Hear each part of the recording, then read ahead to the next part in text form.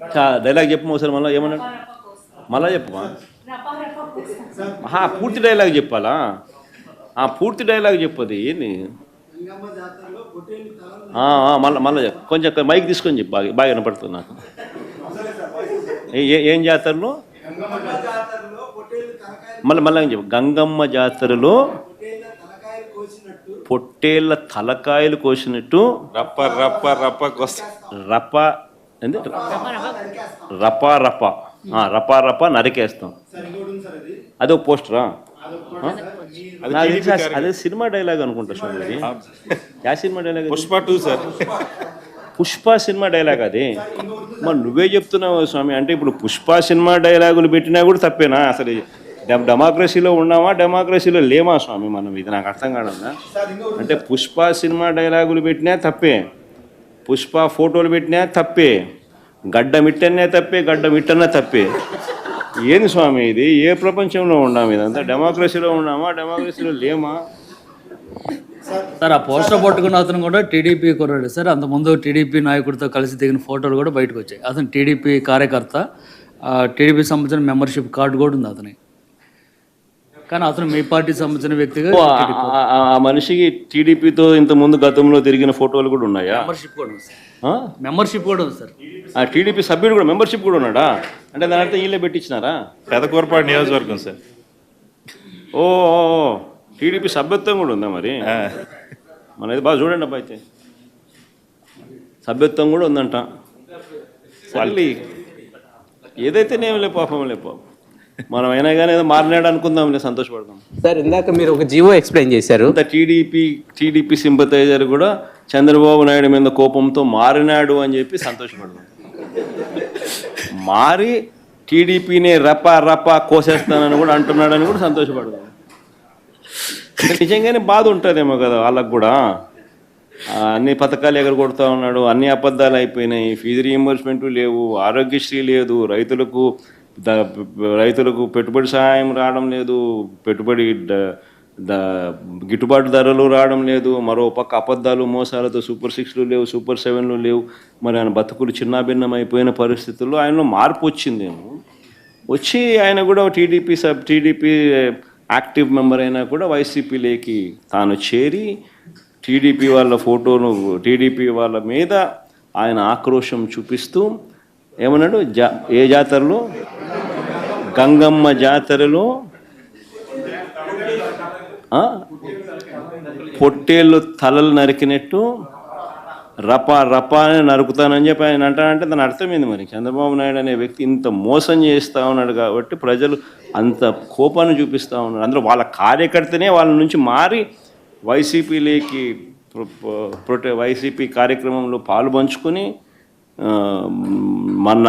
మన అభిమానస్తుడై next TDP ప్రభుత్వంలో TDP వాళ్ళను రపా రపా ఏం జాతరలోది? గంగమ్మ జాతరలో ఏం పొట్టేలు తల నరికినట్ట రపా రపా నరుకుతాను. మంచిది కదా. చాలా దురదృష్టకరం. వైసీపీ పార్టీకి నాయకుడిగా ఉండి కూడా జగన్మోహన్ రెడ్డి గారు ఇంత వయలెంట్ వ్యాఖ్యలు చేస్తున్నారు అంటే నిజంగానే చాలా ఆశ్చర్యంగా ఉంది. ఇది చాలా దురదృష్టకరం. మేము నరికేస్తాము, మేము చంపేస్తాము, మేము బట్టలు కూడా ఇస్తాము, మేము ఎంటబడి కొడతాము, ఇవన్నీ ఒక నాయకుడిగా మాట్లాడాల్సిన మాటలు కావు. కాంగ్రెస్ పార్టీ దీన్ని ఖండిస్తుంది. మేడం, మీరు ఫోన్ ట్యాపింగ్ జరిగిందని మీరు చెప్తే తెలంగాణలో జరిగిన విషయం నాకేం సంబంధం అంటూ కూడా ఆయన మీడియా సమావేశంలో చెప్పడం జరిగింది. ఇప్పటికే ఫోన్ ట్యాపింగ్ గురించి నేను 2 సార్లు మాట్లాడడం జరిగింది. I do not think it's appropriate for me to talk about it again and again. Today we'll stick to Modi's topic. Please give me coverage. పట్టణానికి ప్రతిసారి ఆంధ్ర రాష్ట్రానికైనా విశాఖపట్నానికైనా వస్తున్నారు, పోతున్నారు. మీ భద్రత మీకు ఉంటుంది కాబట్టి, మీ ముందుకు వచ్చి ఎవరు ప్రశ్నించే లిబర్టీ లేదు కాబట్టి, ఆ స్వతంత్రం ఈ దేశంలో లేదు కాబట్టి ప్రధానిని ఎవరు ప్రశ్నించలేకపోతున్నారు. కానీ ఆంధ్ర రాష్ట్ర ప్రజల గుండెలు మండిపోతున్నారు. ఏ ముఖం పెట్టుకుని మోడీ గారు మళ్ళీ వస్తున్నారు మన రాష్ట్రానికి? ఇది కాంగ్రెస్ పార్టీ ప్రశ్నిస్తుంది. మోడీ గారు 11 సంవత్సరాల క్రితం మన తిరుపతికి వచ్చి ప్రత్యేక హోదా 10 సంవత్సరాలు ఇస్తామని మాటిచ్చి వెళ్ళారు. ఇప్పటికి 11 సంవత్సరాలు అయిపోయింది. ఇంతవరకు ప్రత్యేక హోదా ఊసేలేదు. ప్రత్యేక హోదా ఇవ్వబోము అని కూడా నిస్సిగ్గుగా చెప్తున్నారు అంటే మీ మీద, మీ మాట మీద మీకెంత గౌరవం ఉందో ప్రజలు చూస్తున్నారు. ప్రత్యేక హోదా అన్నది విభజన హక్కు. ఆంధ్ర రాష్ట్రం విడిపోయినప్పుడు ఆంధ్ర రాష్ట్రం ఎంతగా కోల్పోయిందో ప్రజలందరికీ తెలుసు, ఆంధ్ర రాష్ట్ర ప్రజలకు ముఖ్యంగా తెలుసు. అయినా కూడా ప్రత్యేక హోదా విషయంలో మోడీ గారు ఇంతవరకు మోసం చేస్తూనే ఉన్నారు. ప్రత్యేక హోదా గురించి ఇప్పటి వరకు కూడా ఇస్తాము అని కానీ సానుకూలంగా కానీ స్పందించటం లేదు మోడీ గారు. అయినా కూడా చంద్రబాబు గారు, పవన్ కళ్యాణ్ గారు మద్దతు ఇస్తున్నారు అంటే వీళ్ళకు ప్రజల సంక్షేమం ముఖ్యమా, ప్రజల అభివృద్ధి ముఖ్యమా, లేకపోతే వాళ్ళ రాజకీయ ప్రయోజనాలు ముఖ్యమా ప్రజలందరూ గమనిస్తున్నారు. మోడీ గారిని ప్రశ్నిస్తున్నా, పోలవరం ప్రాజెక్టు కట్టాలి అన్నది మా విభజన హక్కు. పూర్తి ఖర్చులు కేంద్ర బాధ్యత తీసుకొని కట్టాలి అన్నది మా హక్కు అయితే, అది మాకు ఇచ్చిన హామీ అయితే, ఇప్పుడు ఈరోజు పోలవరం ప్రాజెక్టుకు సంబంధించి 45 మీటర్లలో కాదు 41 మీటర్లకే కడతాము అని బహిరంగంగా పార్లమెంటులోనే చెప్పి కొన్ని నిధులు మంజూరు చేశారు. ఇది అన్యాయం కాదా అని మోడీ గారిని అడుగుతున్నాం. పోలవరం ప్రాజెక్టు 45 మీటర్ల నీళ్ళ నిల్వ ఉంటేనే అది గ్రావిటీ బేస్డ్ ప్రాజెక్ట్. ఇలా 41 మీటర్ల కంటే అది లిఫ్ట్ ఇరిగేషన్ ప్రాజెక్ట్ అవుతుంది, ఒక బ్యారేజ్ అవుతుంది. అసలు పోలవరం ప్రాజెక్టు ఎసెన్స్ ని, దాని స్పిరిట్ ని మొత్తం పూరి చేస్తున్నారు మోడీ గారు.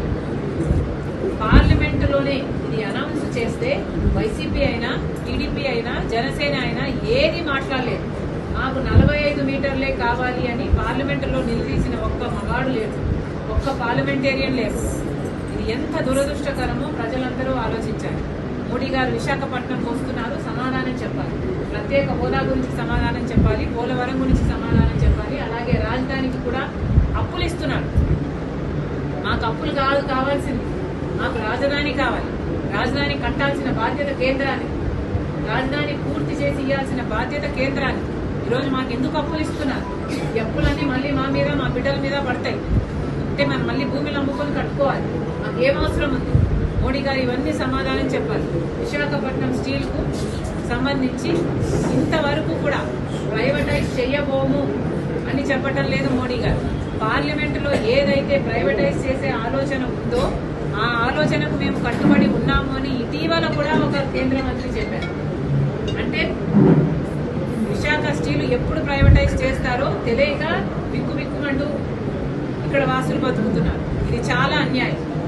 అసలు ఏ కారణం లేకుండా 4,000 5,000 మందిని అకారణంగా తొలగించేశారు.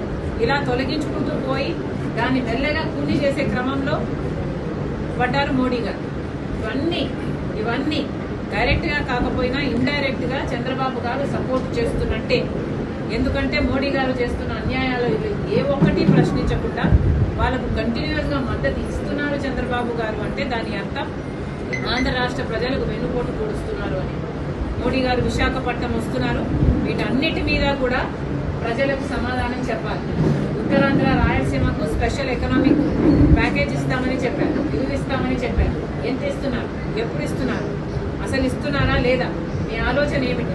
అసలు ఏ దానికి సమాధానాలు చెప్పకుండా, ప్రజలకు ఏ భరోసాను ఇవ్వకుండా ఈ పాటికి మీరు వస్తున్నారు. ఇప్పుడు యోగాంధ్ర అంటారు. అవసరమా? ప్రజలకు ఏం అవసరం అండి? అది కదా మీరు చేయాల్సింది. ప్రజల పల్సును, ప్రజల నాడిని అర్థం చేసుకోలేని నాయకులు మీరు ఏమి నాయకులు?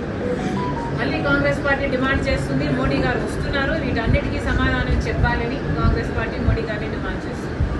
మొన్న జరిగిన జగన్